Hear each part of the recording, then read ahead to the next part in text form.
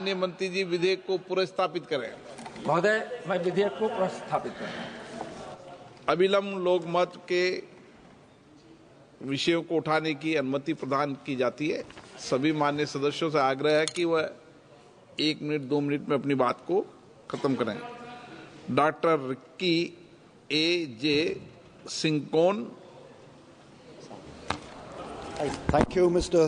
Speaker, sir. Mr. Speaker, sir, I would begin by saying that land is life. But what is life without land? Mr. Speaker, sir, through you, I would like to draw the attention of the concerned ministry and through this August House about the plight of my people who are living in the border with Assam and Bangladesh.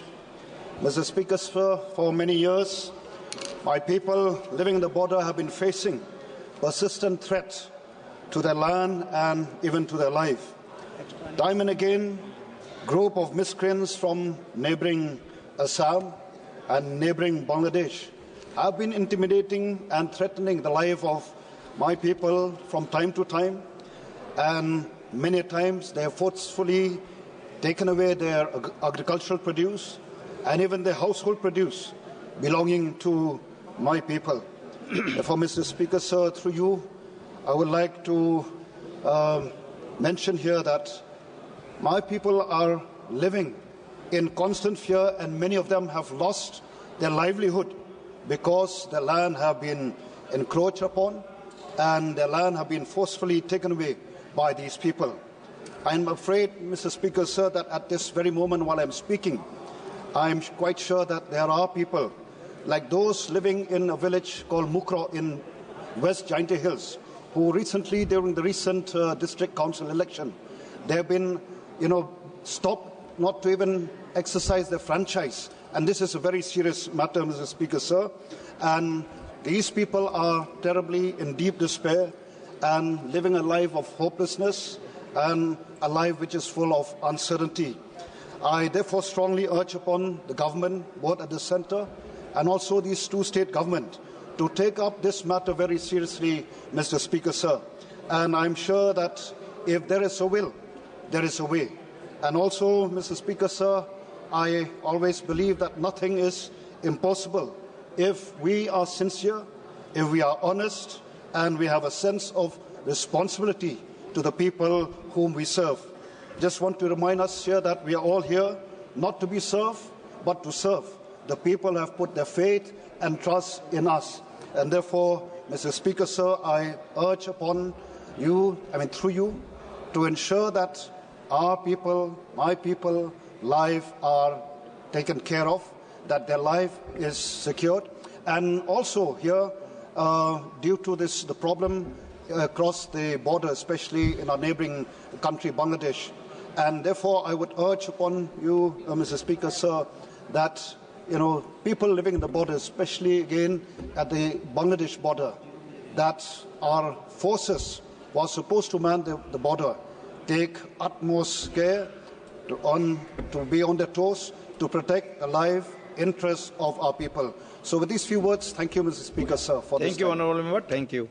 Honourable Member Amra Ramji. Amra Ramji.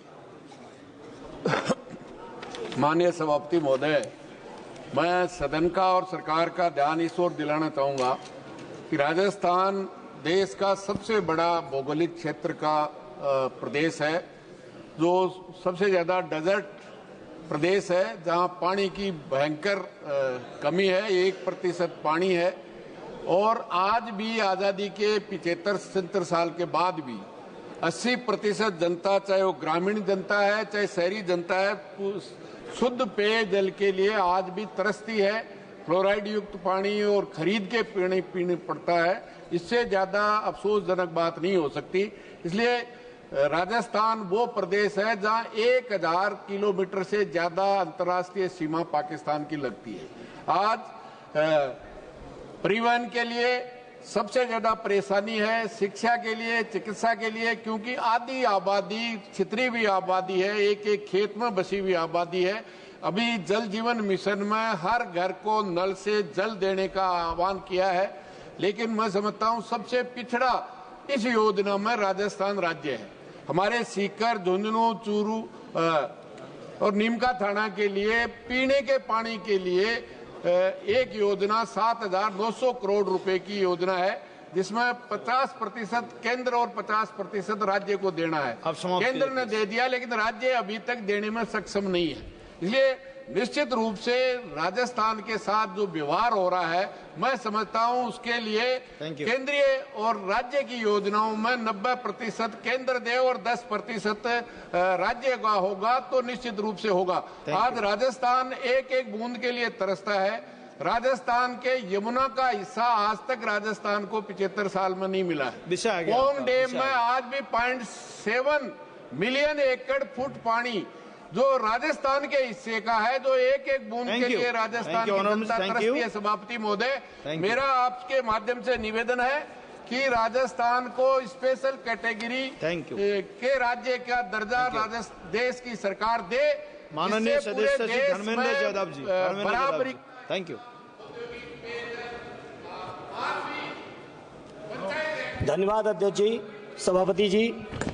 सभापति जी, मैं आज आपके माध्यम से देश की संसद का ध्यान, देश की सरकार का ध्यान अपने 1 करोड़ उन कर्मचारियों की ओर ध्यान आकर्षित करना चाहता हूं, जो मैं समझता हूं पूरे देश की व्यवस्था को चला रहे हैं। सभापति जी, बहुत अफसोस की बात है, 2004 से एक नेशनल पेंशन स्कीम लागू हुई। उस नेशनल पेंशन स्कीम का परिणाम ये रहा कि जब कर्मचारी रिटायर होते थे तो सभापति जी 800, 1200, 1800, 4000 की केवल पेंशन उनके परिवार की सुरक्षा के लिए थी। उसके बाद सभापति जी पिछले 20 सालों से लगातार कर्मचारी आंदोलनरत रहे, आज भी आंदोलनरत हैं। उसके बाद एक नई स्कीम यूनिफाइड पेंशन स्कीम के नाम से पेंशन स्कीम लाई गई, जो कि 1 अप्रैल से लागू होनी है। सभापति जी, बड़ा आश्चर्य की बात है, जिन कर्मचारियों के लिए पेंशन स्कीम लाई जा रही है वो कर्मचारी आंदोलनरत हैं। वो कर्मचारी नहीं चाहते इस तरह की पेंशन आए, क्योंकि इस पेंशन के माध्यम से कर्मचारियों के पूरे जीवन की कमाई और रिटायरमेंट के बाद उनके परिवारों का भविष्य आपके स्टॉक मार्केट में जा रहा है। स्टॉक मार्केट की स्थिति क्या है पूरा देश देख रहा है। सभापति जी, पूरे कर्मचारी चाहते हैं कि जो ओपीएस थी, पुरानी पेंशन स्कीम थी, वो पुरानी पेंशन स्कीम लागू हो। पुरानी पेंशन स्कीम ही एक ऐसा मात्र रास्ता है सभापति जी, जो कि कर्मचारियों के परिवारों की सुरक्षा की गारंटी है। और मैं समझता हूं कोई भी सरकार हो, बिना कर्मचारियों के व्यापक समर्थन और सहयोग के नहीं चल सकती है। जनता के और सरकार के बीच का पुल है कर्मचारी। इसलिए हमारे राष्ट्रीय अध्यक्ष आदरणीय अखिलेश यादव जी ने अपने लगातार चुनावी घोषणा पत्र में कहा कि जब समाजवादियों को मौका मिलेगा, चाहे प्रांत में चाहे दिल्ली की सरकार में, हम पुरानी पेंशन स्कीम लागू करेंगे। इसलिए सभापति जी, मेरी आपसे मांग है, केंद्र सरकार से मांग है कि कर्मचारियों का शोषण हो गया। विषय आ गया आपका, बहुत महत्वपूर्ण विषय उठाया, please. Kalipat ji. Respected Speaker Sir, I on behalf of the Santal people of West Bengal to state that a Santali program is presently broadcasting from All India Radio, Kolkata at 6:05 p.m. daily from Gitanjali Broadcasting slot of Bengal channel for 30 minutes of duration. The Santali program in Akashvani Kolkata is a very popular program to the Santal people since its inception on 15th August 1975. The duration of broadcasting of the Santali program is much lesser in comparison to the popularity of the program. Another thing to be noted here is that there is no program officer appointed as well as no permanent staff in the Santali section of Akashvani Kolkata. The Santali section is run by a few contractual staff only. The Santal people living across the West Bengal have been demanding for a dedicated Santali broadcasting channel in All India Radio, Kolkata since long. I found that the demand of the Santali people is very legitimate, and I assure that the Santal people have all aspects of contents to run a dedicated broadcasting channel in All India Radio, Kolkata for Santali. Therefore, in view of the demands of a large number of radio listeners, I would request the concerned minister through you to start a dedicated channel for broadcasting of Santali program in All India Radio, Kolkata, and appoint Santali language known program officer as well as permanent staff for smooth running Okay, Honourable of Member. the Thank you. program. Thank you. Thank you. Dr. Baureddy Savriji. Thank you, Speaker, sir, for giving me this opportunity. I would like to talk about the long-pending issue regarding inclusion of Beda Budaga Jangam in the state of Andhra Pradesh into scheduled caste. Sir, as we speak, Beda Budaga Jangam is the most downtrodden community in our state. And these people are the people who sing folk songs called Burakadalu in our language. They are not even accessed entry into the villages, and they are called or welcomed into the villages only when there is a death in the village, just to entertain the departed by their songs. When living do not honor them, the departed honor these people, sir. And during 1976, Government of India has included them into SC category. Wherein they had opportunities in education, employment, and also in welfare schemes until 2008. But then afterwards, after bifurcation, also our Andhra Pradesh, in the pretext of there are no Budaga Jangam in our state of Andhra Pradesh, these people have given OC categories from SC. And they have lost all the opportunities. And also there was a committee. There was a committee in 2007. What is the demand, please? Yes, sir. There was a committee also. And the resolution was also passed by Legislation and Council of Ministers in Andhra Pradesh in 2019 and 2023. So what I request is this Beda Budaga Jangam people, they deserve all the respect, dignity, and also opportunities, sir. And I request the Social Justice Minister, because these people have been given SC category in the state of Karnataka, Maharashtra, Honorable and also Minister is sitting in Telangana. But why can't Andhra Pradesh be given this status, sir? So I request Social Justice Ministry to do some justice to Beda Budaga Jangam people Got of your our point. state, Thank sir. you, Honorable Member. sir. Got your point. Advocate Gopal Kagra Padviji. Advocate Gopalji. So, Mike. Thank you, Chairman, sir, for giving me an opportunity to speak today. I wish to bring to your kind attention an issue regarding the AI technology of China named DeepSeek. Some questions were asked to the DeepSeek AI technology about Tibet being an independent country, but it seems that AI technology answered that Tibet has always been under the control of the Republic of China. I have a screenshot to prove the same. Then the DeepSeek technology was asked whether Uttar Pradesh was a part of India, whether it was asked Andhra Pradesh was a part of India. It gave a detailed answer that yes, it is a part of India. But when it was asked that the state of Arunachal Pradesh is a part of India, then the DeepSeek app refused to give any specific answer, and it said that, sorry, that's beyond my current scope, and let's talk about something else. This kind of answer comes after the Sino-India dispute, and that as Chinese ambassador had once claimed that all of Arunachal Pradesh is a Chinese territory amidst a military build-up. The application of China refuses to address Arunachal Pradesh as a part of India. This seems very odd, especially when state of Arunachal Pradesh has been a part of India and the Constitution of India recognizes it so. But yet the Chinese mock India, calling it a southern Tibet. This is shocking, disturbing, and lack of respect to India. The Government of India, and especially the External Affairs Ministry, needs to issue a notice to the Republic of China for issuing such technology and AI applications which hurt the sentiments of Indian people. These kind of answers by foreign technology has no place in India and should be banned and taken down. By refusing to accept the state of Arunachal Pradesh as a state of India, the AI application has hurt the sentiments of crores of Indians. Strict action needs to be taken against this technology, and India has to answer back. The same technology also refuses to accept that Chinese army has entered part of India. So therefore, I request this concerned ministry, last 30 seconds, if the Indian government really belongs to the man who is 56-inch chest and out of 5.6-inch chest, then show the red eye to the Chinese and make them correct their mistakes. India should not use American or Chinese technology and should develop its own Indian AI technology. Thank you, Speaker. Thank you. Shri Ziaur Rahman ji.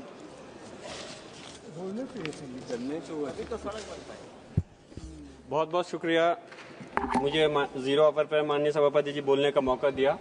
और मैं जो बोलना चाहता हूं, इस देश के करोड़ों किसानों के मुद्दे पर मैं बात रखना चाहता हूं।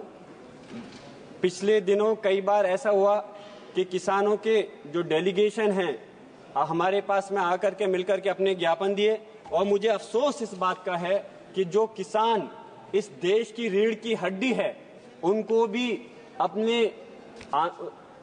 कार्यों के लिए आंदोलन करने पड़ते हैं। मैं कहना चाहता हूं कि हमारी इस देश की सरकार को, भारत की सरकार को सारी फसलों पर एमएसपी की गारंटी देनी चाहिए। और जो किसानों का, मैं कहता हूं कि सरकार जो है लोन तो सारे जो बड़े बड़े उद्योगपति हैं उनका माफ करती है, क्यों किसानों के लोन को माफ नहीं किया जाता? कोई भी किसान हो, वो किसी एक धर्म से ताल्लुक नहीं रखता है, उनके लोन को माफ किया जाना चाहिए।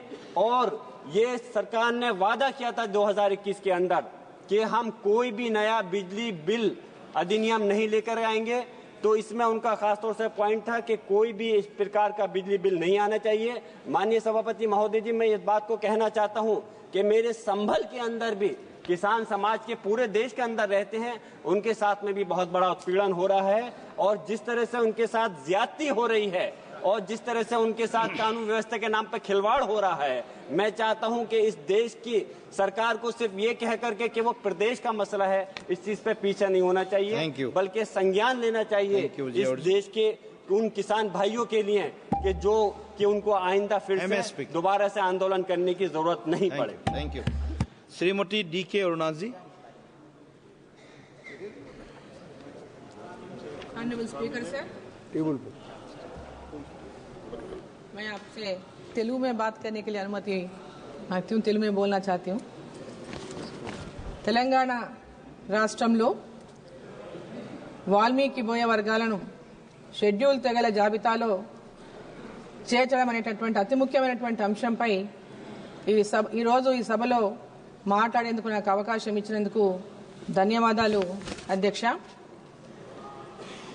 బోయ వాల్మీకులు విద్యలో కానీ, ఉద్యోగాల్లో కానీ, మరి ఆర్థికంగా కానీ చాలా వెనుకబడి ఉన్నటువంటి పరిస్థితులను అనుభవిస్తున్నారు అధ్యక్ష. పురాతన కాలంలో వీళ్ళు వేటకు పోయేటటువంటి వాళ్ళు. ఈరోజు వాళ్ళకి ఎలాంటి కులవృత్తి లేదు. బోయ వాల్మీకులు పక్క రాష్ట్రమైనటువంటి కర్ణాటకలో, ఇతర అనేక రాష్ట్రాల్లో ఎస్సీలుగా గుర్తింపు పొందుతున్నారు. కానీ తెలుగు రాష్ట్రాలైనటువంటి తెలంగాణలో కానీ, ఆంధ్రలో కానీ వారు ఇంకా వెనుకబడినటువంటి తరగతుల జాబితాలోనే ఉన్నారు. దీనివల్ల వాళ్ళకి చాలా అన్యాయం జరుగుతూ ఉంది అధ్యక్ష. తెలంగాణలో ముఖ్యంగా 5 లక్షల మందికి పైగా జనాభా బోయ వాల్మీకులు ఉంటే, ఉమ్మడి మహబూబ్ నగర్ జిల్లా మా పార్లమెంటులోనే అత్యధిక శాతంగా బోయ వాల్మీకులు ఉన్నారు.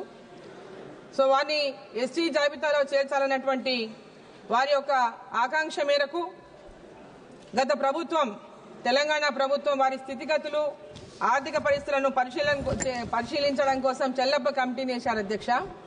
సో చెల్లప్ప కమిటీ చేసినటువంటి సిఫారసులను పరిగణలోకి తీసుకొని అప్పటి తెలంగాణ ప్రభుత్వం శాసనసభలో ఆ కమిటీ సిఫారసులకు ఆమోదం తెలుపుతూ తీర్మానం చేసి కేంద్ర ప్రభుత్వానికి ప్రతిపాదనలు పంపడం జరిగింది అధ్యక్ష. ఆ రిక్వెస్ట్ ఏంటంటే, కావున రామాయణం రచించినటువంటి వాల్మీకి వారసులైనటువంటి వాల్మీకులను నవభారత నిర్మాణంలో సాధికారత మరియు సమానత్వం వారు సాధించాలంటే గౌరవనీయులైనటువంటి గిరిజన వ్యవహారాల శాఖ మంత్రి గారు దయతో తెలంగాణ, ఆంధ్రప్రదేశ్ రాష్ట్రాల్లో ఉన్నటువంటి వాల్మీకి బోయలను ఎస్టీ జాబితాలో చేర్చాలని మీ ద్వారా ప్రభుత్వాన్ని కోరుతా ఉన్నాను అధ్యక్ష. Thank you. Okay madam. Thank you. Your concern is given the ST status to these communities. This is your concern. Thank you. Shri Anup Sanjay Dhotre ji. Yes. Thank you, Speaker sir.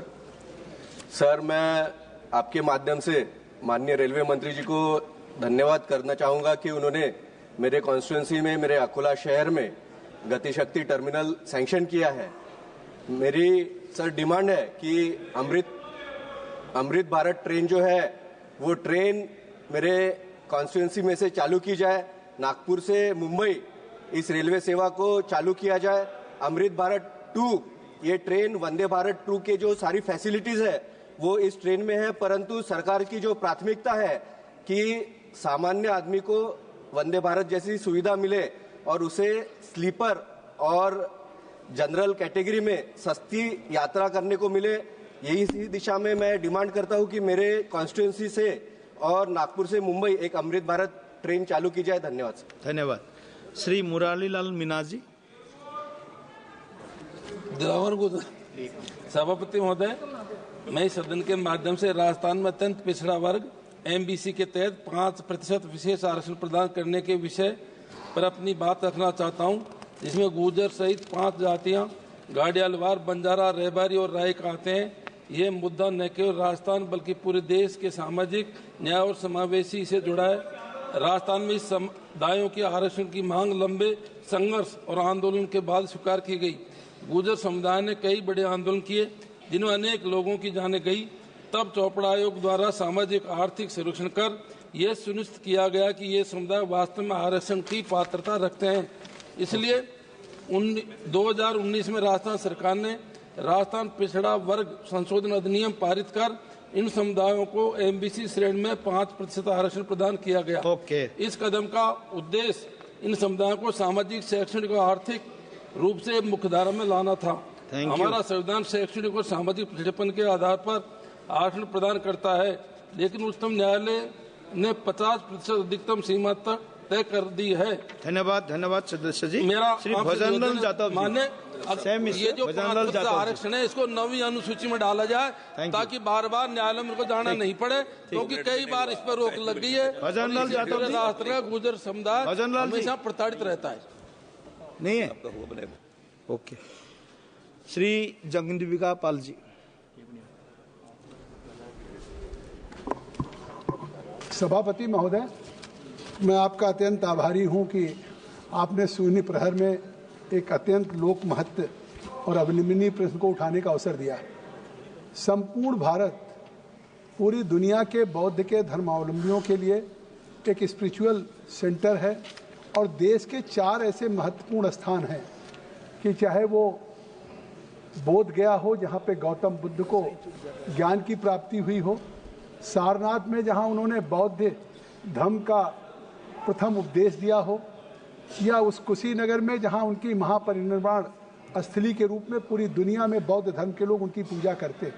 वहीं पे गौतम बुद्ध के पहले सिद्धार्थ के रूप में बाल्यकाल 29 वर्षों तक उन्होंने कपिलवस्तु राजा शुद्धोधन के राजप्रसाद में व्यतीत किया। वहीं से उनको वैराग्य हुआ। आज उस कपिलवस्तु के लिए मैं खड़ा हूँ, इसलिए कि जब हमारी सरकार आज चाहे महाकाल कॉरिडोर हो या काशी विश्वनाथ कॉरिडोर हो, अयोध्या का कॉरिडोर हो, तो आज आवश्यकता है कि देश में पूरी दुनिया के, चाहे वो थाईलैंड हो, सिंगापुर हो, जापान हो, मलेशिया हो, इंडोनेशिया हो, इनके मानने वाले लोग लाखों प्रतिवर्ष आते हैं। तो इसको हम एक कपिलवस्तु जहां 29 वर्ष तक गौतम बुद्ध रहे हों, और सभापति जी सुन लीजिए कि सम्राट अशोक के शिलालेखों में भी इसका उल्लेख है। फैनसांग फाइहान की यात्राओं में इसका उल्लेख है कि कपिलवस्तु एक गौतम बुद्ध के उस आध्यात्मिक केंद्र और बौद्ध धर्म के उस केंद्र के रूप में एक सेंटर था और आज उसके विकास की जरूरत है। और जहां पे मैं आपके माध्यम से चाहता हूं कि सरकार की तरफ से कि पूरी दुनिया के जब बौद्ध धर्म के लोग, मानने वाले लोग सारनाथ, बोधगया, कुशीनगर, कपिलवस्तु आते हैं, कपिलवस्तु को आज कॉरिडोर के रूप में विकसित करेंगे। रवि जी के जिले से गोरखपुर, कुशीनगर और सारनाथ प्रधानमंत्री जी के क्षेत्र से कपिलवस्तु को हम जोड़ेंगे। और पूरी दुनिया में जिस तरह से हमारा देश कुंभ के बाद एक इतना बड़ा रिलीजियस टूरिज्म का हब बन रहा है, और आज हम पूरी दुनिया को दिशा दे रहे हैं आध्यात्मिक। सुन लीजिए ध्यान से, आपको तो विश्वास नहीं, पूरी दुनिया उस बौद्ध को मानती है। बहुत अच्छा विषय उठाया आपने। करुणा, ममता, शांति, अहिंसा के संदेश को मानती है। तो आज मैं चाहता हूं आपके माध्यम से उस सिद्धार्थनगर के वस्तु कॉरिडोर के रूप में विकसित किया जाए। सुश्री कंगना रनौत जी। धन्यवाद अध्यक्ष महोदय जी। धन्यवाद अध्यक्ष महोदय जी। मैं हमारी सरकार की सराहना करना चाहती हूं कि उन्होंने जो सौभाग्य योजना है, दीनदयाल उपाध्याय ग्राम ज्योति योजना के द्वारा जो है समस्त भारत में खासकर रूरल एरिया में जो इलेक्ट्रिफिकेशन की है, विद्युतीकरण किया है, वो अत्यधिक उनका जो नेतृत्व है बहुत ही सराहनीय है। लेकिन साथ ही मैं उनका ध्यान जो है आकर्षित करना चाहती हूँ। हमारे मंडी में जो मेरी ऐसी कई विधानसभाएं हैं जहाँ पे बहुत ही हाई एल्टीट्यूड के बहुत ज़्यादा क्षेत्र हैं, छोटे छोटे गांव हैं जहाँ पे इतनी बर्फबारी होती है, बहुत ही एक्सट्रीम वेदर रहता है और वहाँ पर जो पूरी पावर ट्रांसमिशन इंफ्रास्ट्रक्चर है बहुत ही पुअर है। उसके साथ ही ट्रांसफॉर्मर्स बार बार कोलैप्स करते रहते हैं और उसके कारण वहाँ पे वोल्टेज भी बहुत लो रहता है। थोड़ी बर्फबारी होती है या बारिश होती है सर, बहुत लंबे लंबे पावर कट्स लगते हैं। उनकी वजह से जो है लोगों का पूरा जीवन जो है ठप हो जाता है। कई बार तो कई हफ्तों तक बिजली नहीं रहती है। छोटे छोटे व्यवसाय जो हैं वो ठप हो जाते हैं। और ऐसी एक नहीं, सिराज, बंजार, आनी, कुल्लू जैसी बहुत सारी विधानसभाएं हैं। तो महोदय जी, मैं जो है हमारी पावर मिनिस्ट्री हो गई, जो हिमाचल प्रदेश इलेक्ट्रिसिटी बोर्ड हो गया, उनसे मैं ये बहुत ही विनम्र अनुग्रह करती हूँ कि वहाँ पे जल्दी जल्दी जो है 100% इलेक्ट्रिफिकेशन की जाए। इन एरियाज में पार्शियल इलेक्ट्रिफिकेशन है और उसके साथ ही जो है दे शुड ऑल्सो स्ट्रेंथन जो पावर डिस्ट्रीब्यूशन जो उनका इंफ्रास्ट्रक्चर नेटवर्क है, they should definitely strengthen that. और साथ में ही आई रिक्वेस्ट कि हमारे जो नेतृत्व का जो एक विजन है कि हर नागरिक को जो इलेक्ट्रिसिटी मिलनी चाहिए रिगार्डलेस ऑफ जियोग्राफिकल कंस्ट्रेंट, तभी हम लोग पा सकेंगे। धन्यवाद। Thank you. श्री बस्तीपोती नागराजु जी।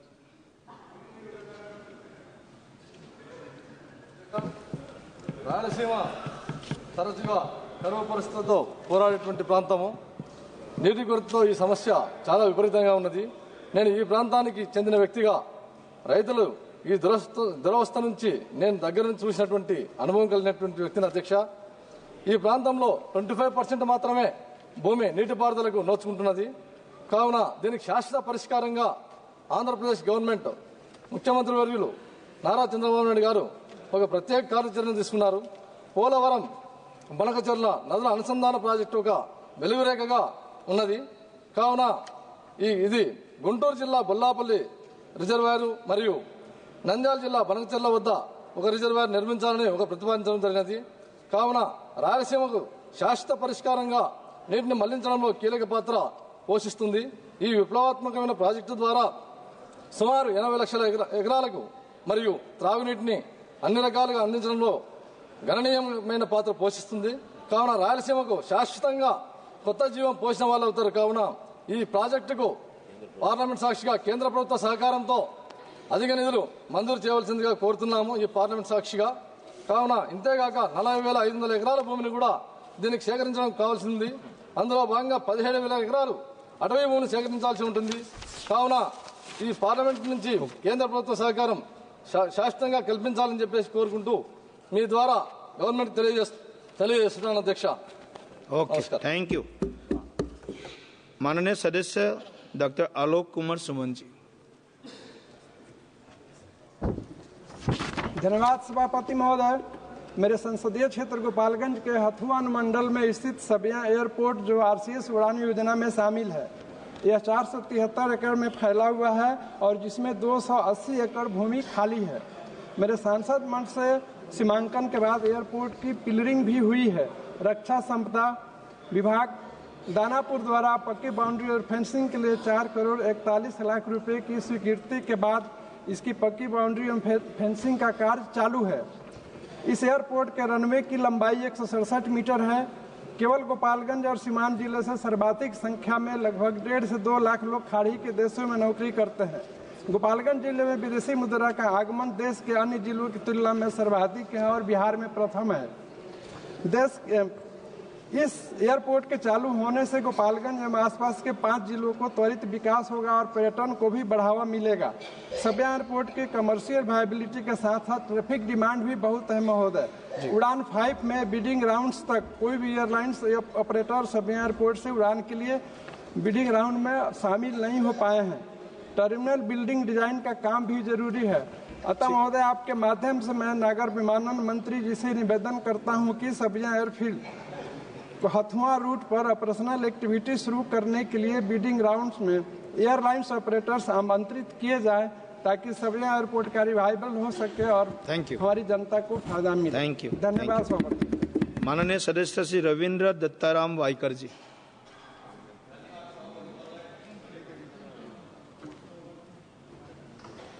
सभापति महोदय, मैं आपके माध्यम से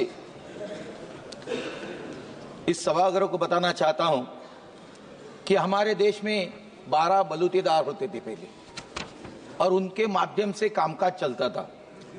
मैं इस सदन के माध्यम से सरकार का ध्यान महाराष्ट्र और देश भर में काम करने वाले गटई कामगार यानी कॉबलर की स्थिति की ओर आकर्षित करना चाहता हूं। The street vendor protection of livelihood and regulation of street wandering act 2014 की तहत गटई कामगार को वेंडर्स के रूप में मान्यता दी गई है, लेकिन जमीनी हकीकत अलग है।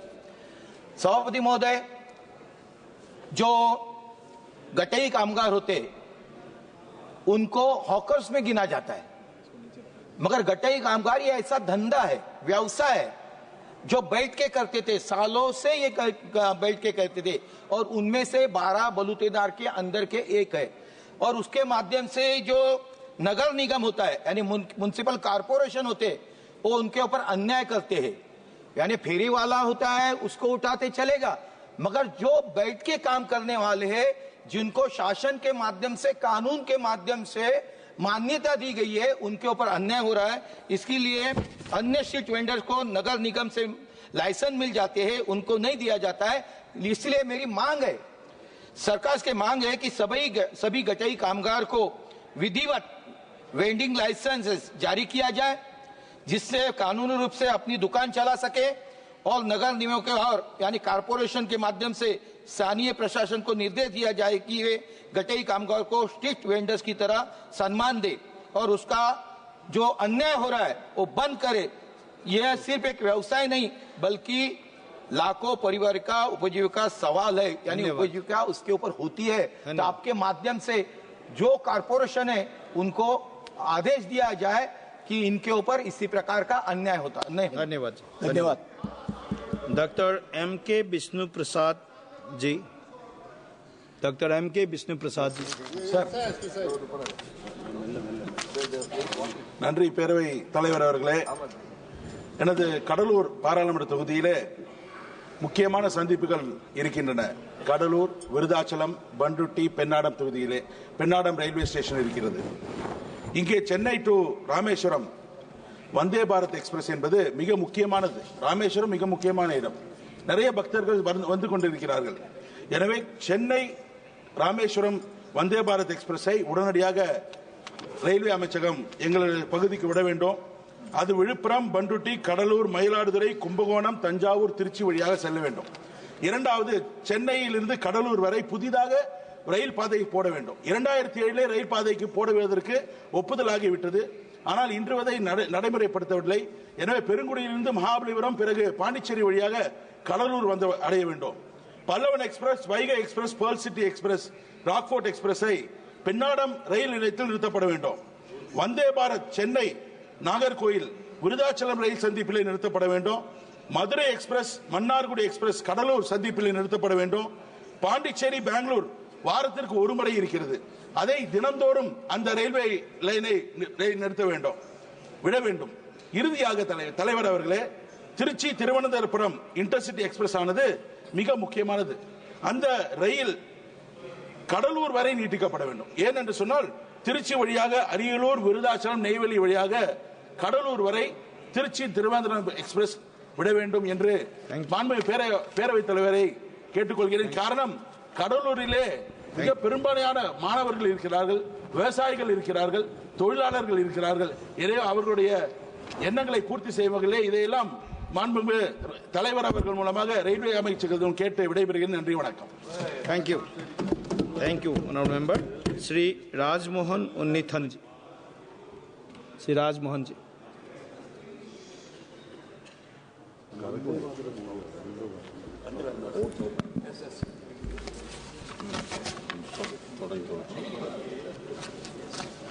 Sir, I would like to present a very serious issue before the House.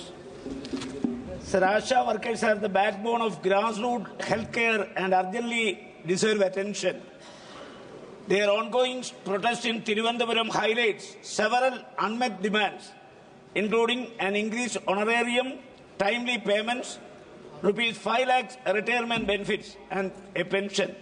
Despite their crucial role in maintaining Kerala Health Index and managing the pandemic, the state and central government have been evasive, engaging in a counterproductive blame game.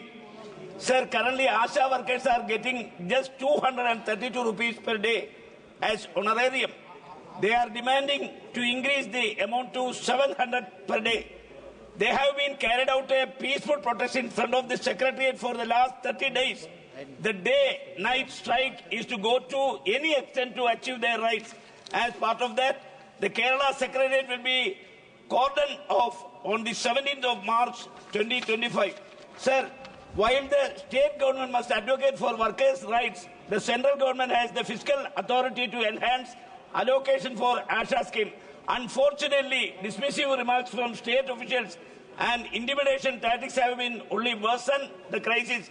Sir, the central government must take the lead by revising honorarium structures, ensuring timely payments through direct transfers, and establishing pension schemes.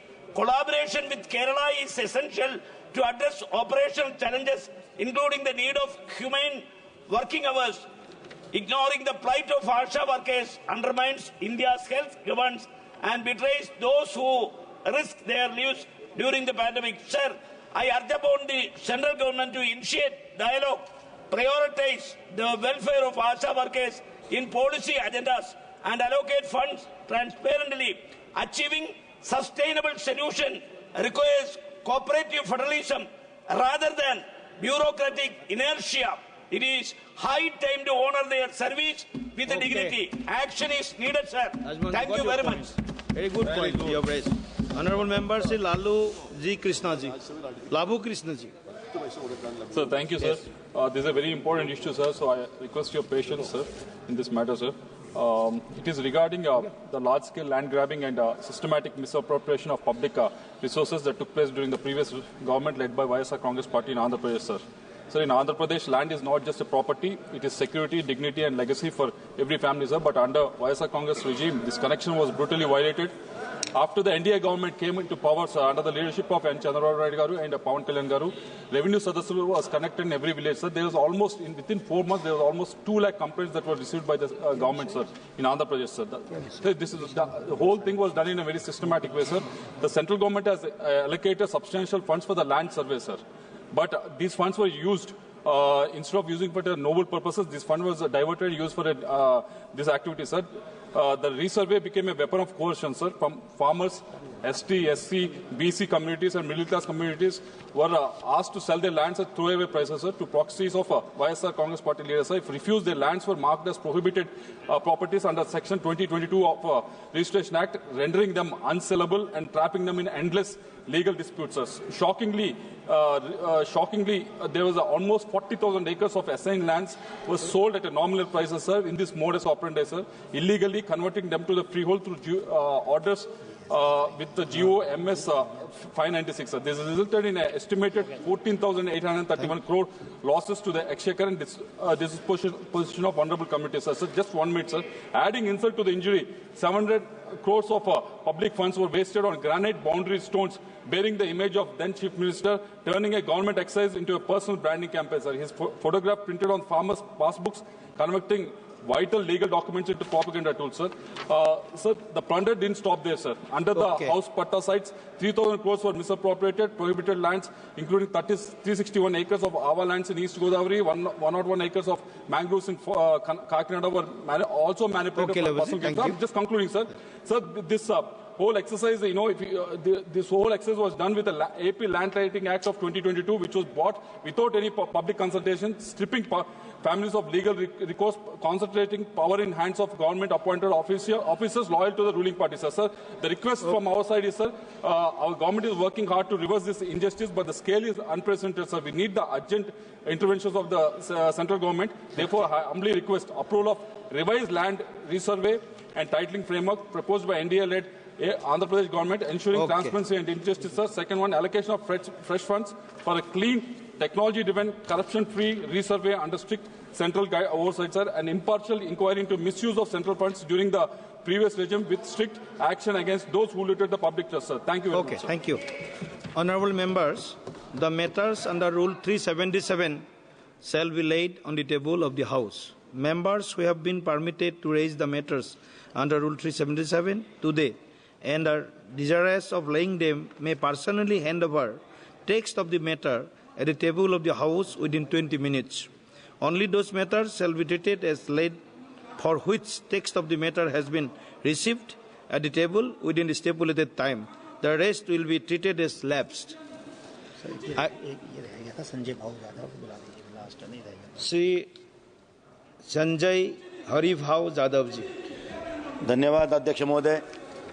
मैं आपके माध्यम से सरकार का एक महत्वपूर्ण विषय पर ध्यान आकर्षित करना चाहता हूं।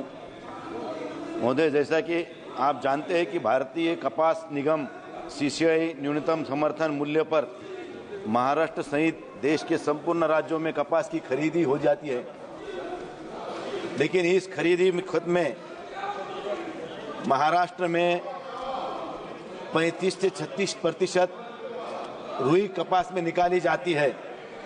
उसके बावजूद ये सीसीआई वाले और जिनिंग वालों की मिली भगत से 32 से 33 के बीच का दिखाया जाता है मात्रा में। इसकी वजह से करोड़ों रुपयों का